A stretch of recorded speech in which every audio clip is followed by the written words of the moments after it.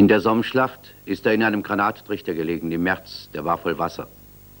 Man ist oben am Rand gelegen, geduckt, dass man keine Granatsplitter in den Kopf bekommen hat. Im Schlaf ist es schon mal passiert, dass man runtergerollt ist und mit den Stiefeln ins Wasser, sodass die oft morgens eingefroren waren. Es war eine schlechte Zeit damals.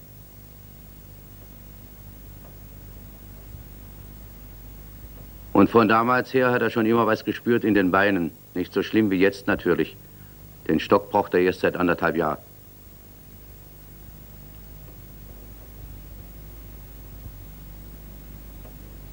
Der Arzt sagt, es kann auch vom vielen Arbeiten sein.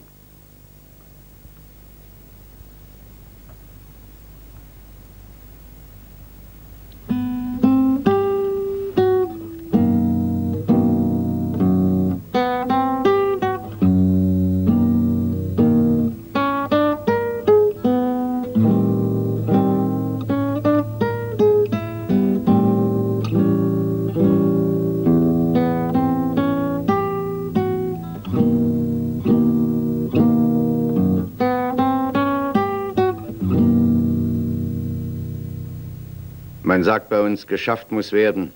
Unser einer ist zum Schaffen da. Manchmal hat es den Anschein, als ob der Bauer Geld genug hätte. Wenn man so aufs Dorf kommt vielleicht und sieht es, denkt man, da ist Geld in Hülle und Fülle. Aber da heißt auch, der Schein trügt. Die Maschine, die kostet ein heillos Geld. Für die Maschine muss der Bauer den heutigen Preis zahlen. Also da ist sind die hohen Löhne von den Metallarbeitern und die Kosten für Material, Eisen und alles drin. Also die hohen Preise muss der Bauer bezahlen, aber für sein Erzeugnis kriegt er die Preise von vor 10 Jahren. Das steht in keinem Verhältnis. Und zudem, das Geld für die Maschine, das muss sauber verdient werden. Das wird manchmal vom Mund abgespart. Also, in vielen Betrieben regelrecht vom Mund abgespart. Und bei mir war es folgendes, mein altes Haus, das war schon so, dass es nicht gelohnt hat zum Richten. Also ich stand auf der Wahl, entweder aussiedle oder ins Geschäft gehen, also andere Arbeit aufnehmen. Aber neu ist mir es gelungen, dass ich hier aussiedle und ich bin zufrieden, also ich habe einen schönen Platz und bin sehr zufrieden mit den Aussiedlern. Nun hängt es ja so, wir sind halt auch bloß zu zweit mit der Arbeit und jetzt durch die Aussiedlung brauchen wir auch weiter Feld und fehlt es halt auch wieder an die Maschine, nicht? Da muss man wieder Maschinen anschaffen und weiter Vieh und weiter Zeugs halten, also mit der Arbeit ist auch nicht leichter momentan, aber ich hoffe, dass nach und nach, dass es besser wird und dass man sich wieder Maschinen anschaffen kann und dass die Arbeit besser läuft.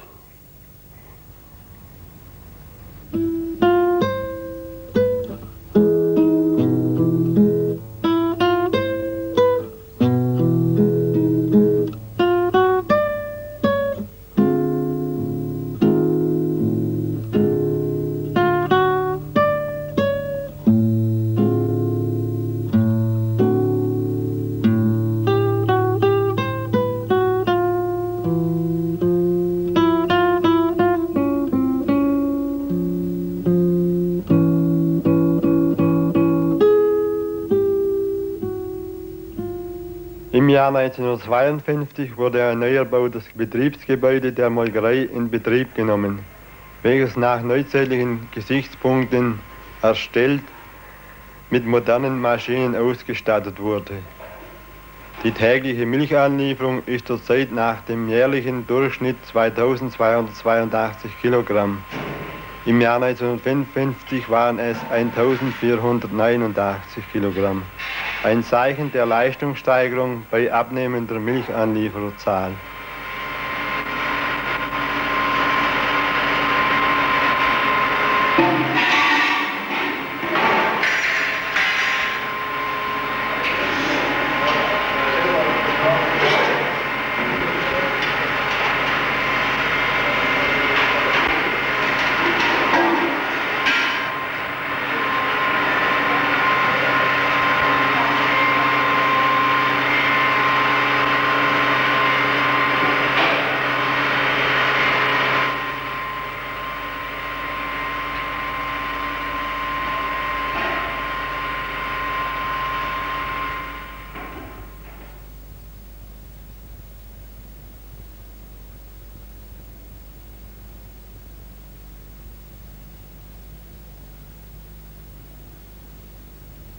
Der Bauer hält natürlich trotzdem an seinem Beruf fest.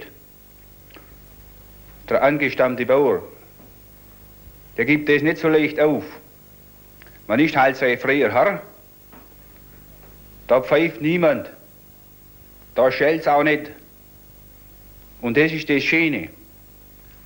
Aber ob das in Zukunft so bleiben wird, das weiß man nicht. Über dem Bauerstand, da steht schwarze und graue Wolke. Da weiß noch niemand, was in der Zukunft wird. Und das lastet schwer.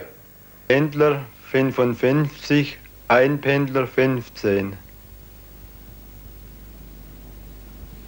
Gestern war es arg heiß, da wäre man gern in den Schatten gesessen. Der Nachbar hat zugerufen, setzt euch doch in den Schatten unter die Bäume. Aber sie sagen, was täten die Leute sagen? Was die Leute sagen, das ist egal. Aber es ist nicht egal. In der Stadt können die alten Leute aufs Bänkle sitzen. In so einem Dorf kennt jeder, jede Familie ihre guten Seiten und Fehler. Hier sieht man halt alles.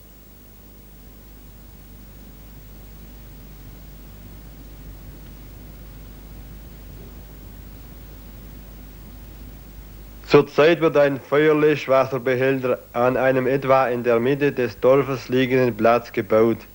Hier war bis vor 8 Jahren der Dorfweiher, der früher als Viehtränke und Löschteich notwendig war. Das Ganze wird jetzt zu einer schönen Anlage mit Kinderspielplatz umgestaltet.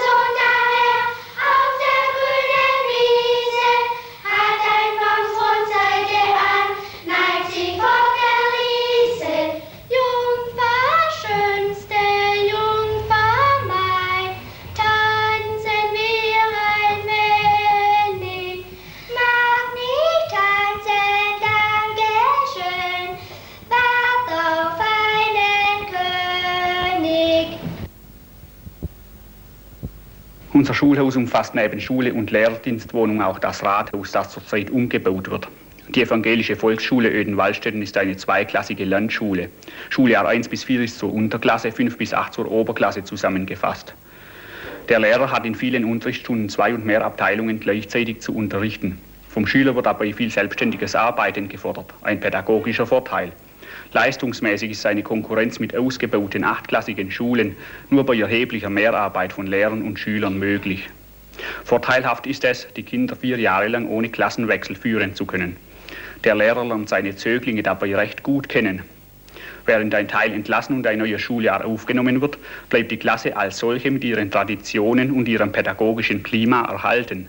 Die Neuen wachsen ohne besonderes Zutun des Lehrers hinein. Der Landlehrer kennt alle Schüler der Schule, wie auch alle Eltern persönlich. Kontakte zur Bevölkerung habe ich aber auch durch Vereinsarbeit. Ich leite den gemischten Chor. Derartige Engagements, sei es bei Gesang oder Sportvereinen oder als Organist, sind auch heute noch vielfach beinahe Voraussetzung für die Übernahme einer Landlehrerstelle.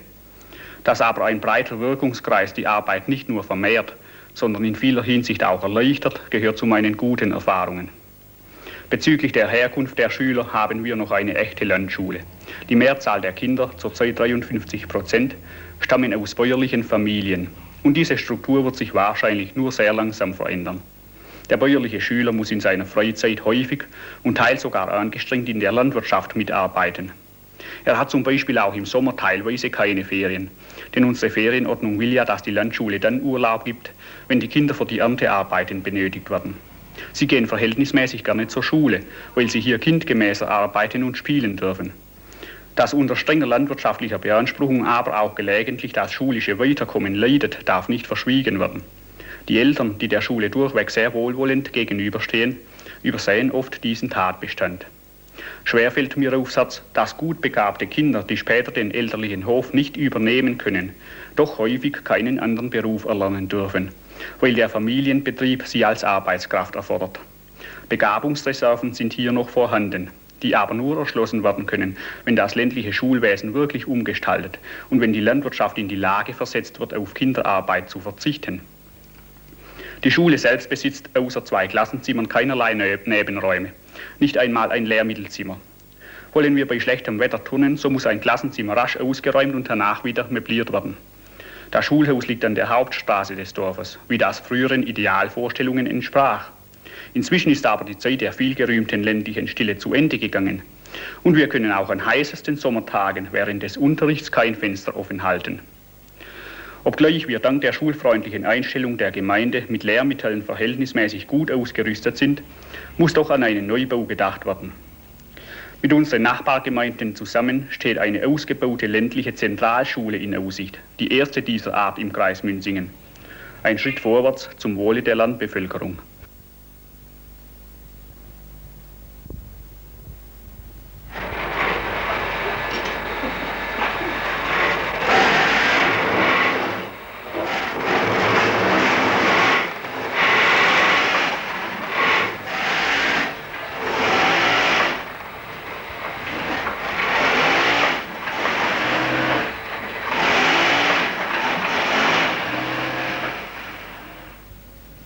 Die Trikotagefabrik ist ursprünglich von der Gemeinde gebaut worden.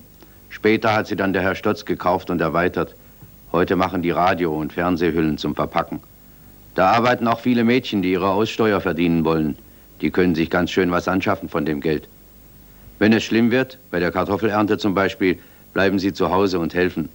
Der Stundenlohn ist 2,30 Mark. Bei Stücklohn kommen manche auf über 3 Mark. Der Stotz hat in Würtingen noch einen gleichen Betrieb und eine Beteiligung an einer Furnierfabrik. Der hat Geld mehr als genug. Man sagt, dass der mehr Geld hat, der andere für sich arbeiten lässt.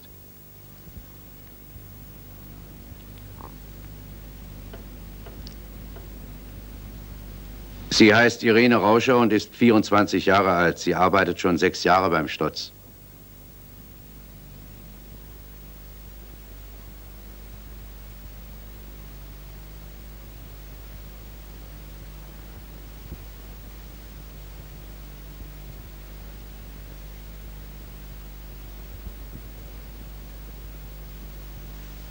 Die Brauerei hatte 1963 ihr 200-jähriges Bestehen gefeiert und ist seither im Familienbesitz der Familie Speidel.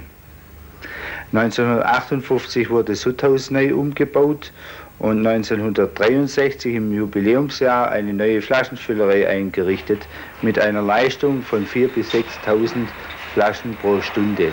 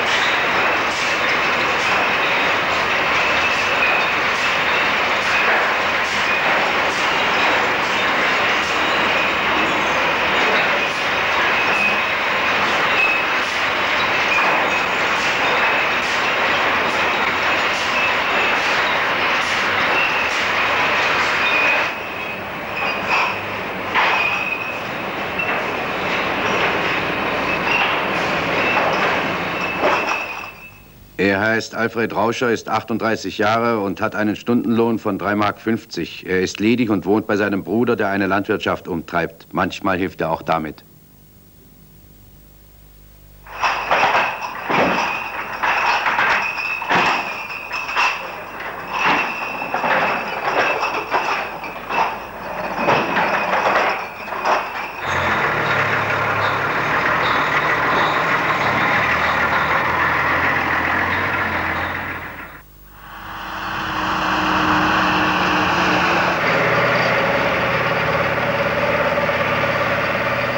Heute schlafen die Bauern bis 5, 6 Uhr. Früher ist man oft schon um 3 Uhr aufs Feld zum Heuen. Aber es ist trotzdem besser gewesen. Da haben alle gleich viel gehabt und gleich viel schaffen müssen. Die sind auch nicht glücklicher, die andauernd mehr haben wollen.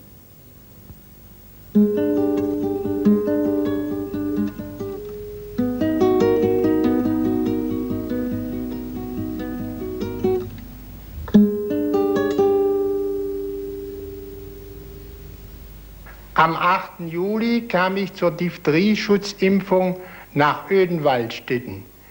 Es wurden alle Kinder vom Jahrgang 1961 mit einer Einspritzung gegen Diphtherie und Tetanus geimpft, die in 4 Wochen wiederholt wird. Die Kinder vom Jahrgang 1958 bekommen nur eine einmalige Einspritzung gegen Diphtherie. Die Impfung gegen Diphtherie hat bisher einen sehr guten Erfolg. Seit ihrer Einführung sind keine Diphtheriefälle mehr bekannt geworden. Seit einigen Jahren wurde sie auch mit einer Impfung gegen Wundstarkrampf kombiniert.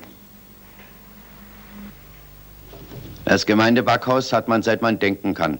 Die Gemeinde hat einen Backmeister anstellen wollen, aber da haben die Weiber nicht mitgetan.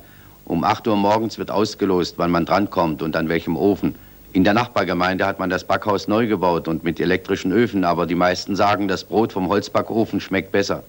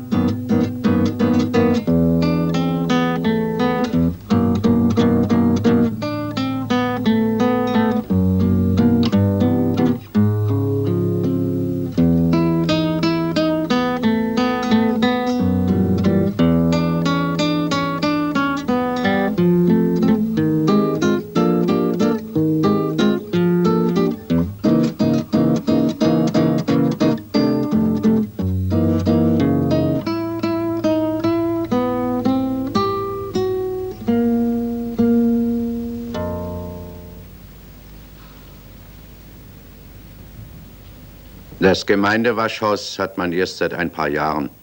Da lassen auch viele von auswärts ihr Sach waschen.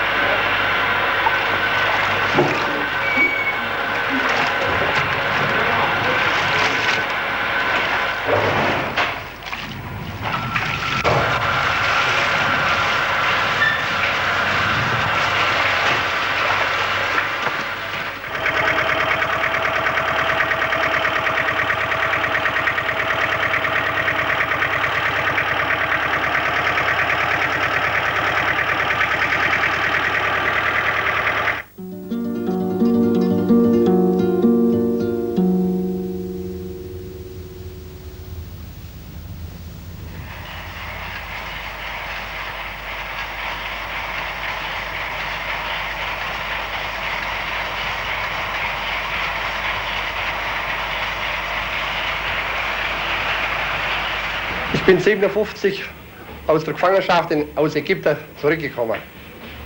Und da habe ich zuerst Teigwarengeschäft angefangen. Bei Nacht Nudeln gemacht und bei Tag Landwirtschaft umtrieben. 57 habe ich entschlossen, dass wir noch einmal ein zweites Geschäft anfangen, und zwar die Frattierweiberei. Und da habe ich 57 im Dezember mit dem ersten Webstuhl begonnen und heute sind es 14 Webstühle. Arbeitet und heute 25 Leute und 6 Heimarbeiterinnen. Darunter sind 4 Jugoslawien-Mädchen.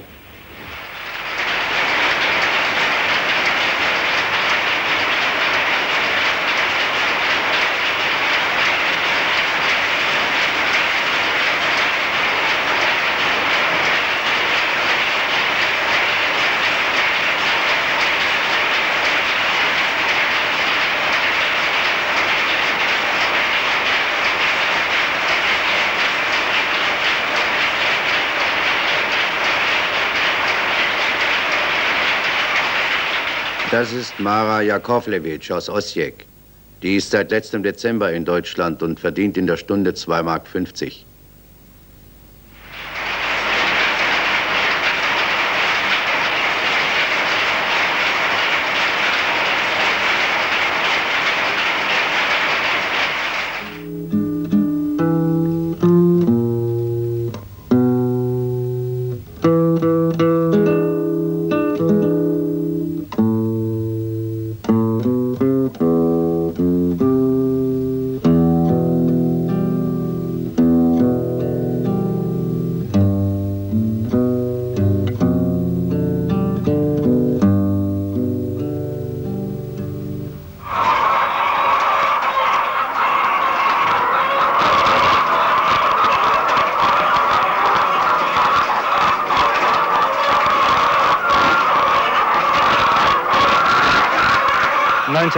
Haben wir mit der Geflügelhaltung angefangen und letztes Jahr haben wir den großen Stall gebaut.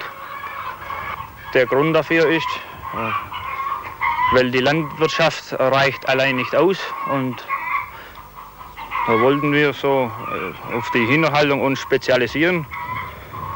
Aber die Eierpreise, die sind zum Teil, vor allem in diesem Jahr, sind die sehr schlecht. Es sind kaum die Erzeugerkosten gedeckt. Und man hat schon seine Sorgen. Vor 40 Jahren hat man die Frucht noch mit dem Habergeschirr gemäht. Das ging mit Schwung und man musste viel Fertigkeit dabei haben. Die Jungen haben es erst lernen müssen. Früher ist der Hafer nur halb so hoch geworden, ohne den Kunstdünger. Auch der Körnerertrag ist heute größer. Da hat man oft gelacht, die Frucht rutscht einem durchs Geschirr durch.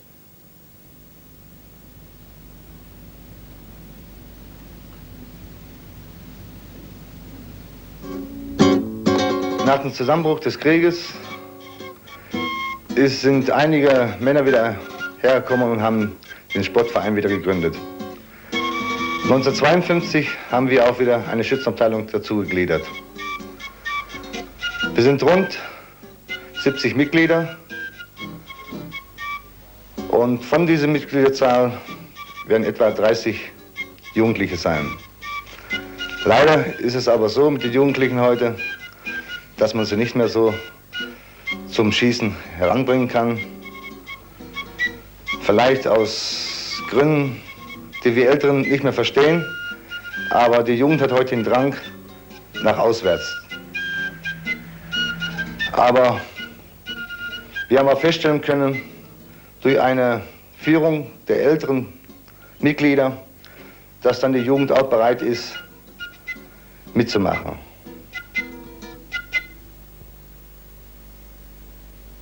Manchmal ist in Münzingen drüben Viehmarkt, aber heute ist das nichts Rechtes mehr. Früher waren die Juden aus Buttenhausen die Viehhändler. Da ist der Handel gelaufen, da ist gekauft und verkauft worden. Die haben das Vieh bis ins Rheinland nach Frankfurt und Mannheim und überall hingeschafft. Einer hat oft 15, 20 Stück Vieh auf einem Markt gekauft. Damals wurde das Vieh zum Bahnhof getrieben, ohne Autos, oder es wurde gleich an einen anderen Bauern weiterverkauft. Die Juden haben in Buttenhausen Kaufläden gehabt und eine Zigarrenfabrik.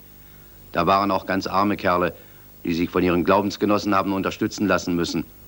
Verschiedene, die es frühzeitig gemerkt haben und das Geld hatten oder ihre Verwandten drüben, sind nach USA. Von denen ist keiner zurückgekommen. Die Synagoge ist abgebrannt worden in der Kristallnacht. Die da geblieben sind, wurden alle umgebracht. Die Christen in Buttenhausen haben sich mit den Juden gut vertragen. Da sagt mancher, die Juden seien ihm lieber gewesen wie die Christen. Damals hat keiner was sagen dürfen. Die hätten einen selber gleich abtransportiert nach Dachau.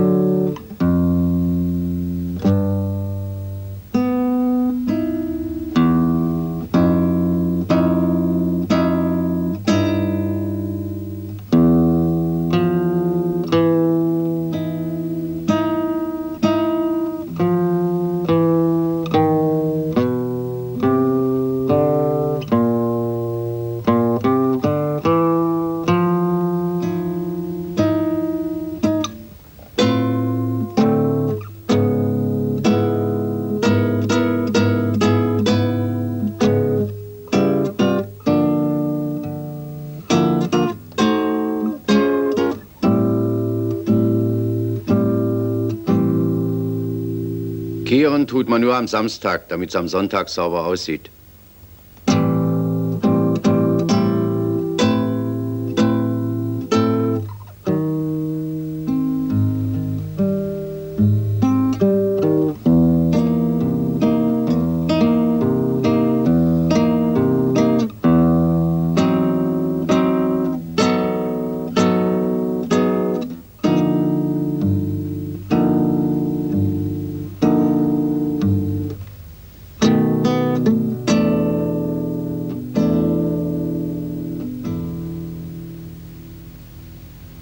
Ein französischer Soldat, der im Dorf einquartiert war, hat die Tafeln mit den Namen der Gefallenen gesehen und dass es so viele sind von dem Dorf. Er hat gesagt, warum so viele junge Menschen? Warum? Er hat halt sagen wollen, dass alles umsonst gewesen sei. Dabei hat er fast geweint.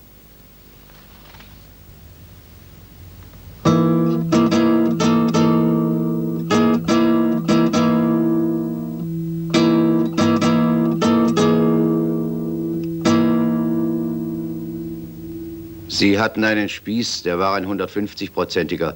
Beim Rückzug 1945, wie die Russen schon in Deutschland waren, hat er zur Kompanie gesagt, Kameraden, wir lassen die Dinge einfach auf uns zukommen. Dann hat er sich aus dem Staub gemacht. Bei dem Neubau des Herrn Fritz Brumm, der als erster in unsere Baulinie gebaut hat, habe ich als ortsansässiger Zimmermeister die Zimmerarbeiten ausgeführt. Und nun folgt der Richtspruch, der sonst allgemein gehalten wird beim Richtfest eines Neubaus. Hier aufgerichtet steht ein schöner Neubau, wie ihr seht. Er grüßet weit ins Land hinein und wer ihn sieht, der wird sich freuen. Den Zimmermann beweget Freude, wenn er ein stattliches Gebäude errichtet hat, das Menschen schirmt, wenn Regen strömt, der Nordwind stürmt. Wo Mann und Weib im Heim geborgen, in Liebe füreinander sorgen und Kinder, die ihrem Glück erblühen, zu gutem Menschentum erziehen. Solch Los in stillem Frieden dem lieben Bauherrn sei beschieden. In Frohmut und Zufriedenheit wohne er im Haus auf Lebenszeit. Auch bleiben soll's zu seinem Ruhm der Söhn und Enkel Eigentum. Und wer's besitzt von seinen Erben, mag gleiches Glück darin erwerben. Dies ist der Wunsch, dem ich heut am Ziel der Arbeit hoch erfreut. Im frohgeschmückten Dachstuhl steh, voll Zuversicht in luftiger Höhe. Nehm ich nach alter Handwerkssitte das volle Glas zur Hand und bitte, geziemend all, die freundlich hier am Bau versammelt sind, sich mit mir im hellen Rufe zu vereinen, es lebe der Bauherr und die Seinen.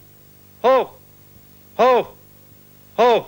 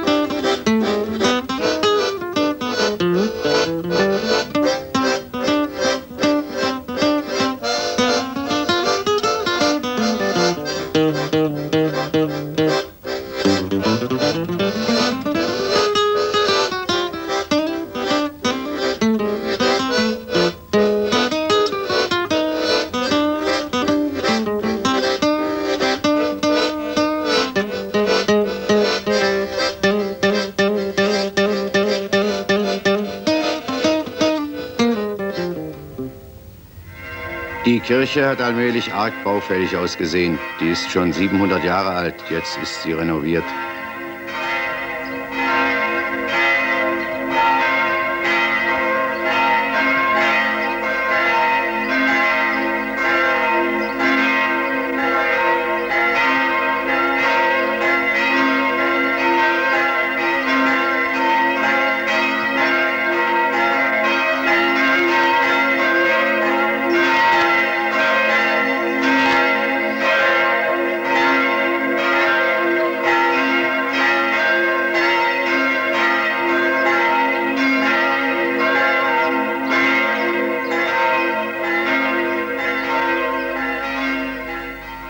Die ganzen Sachen von früher und den Krieg, das hat man fast alles vergessen.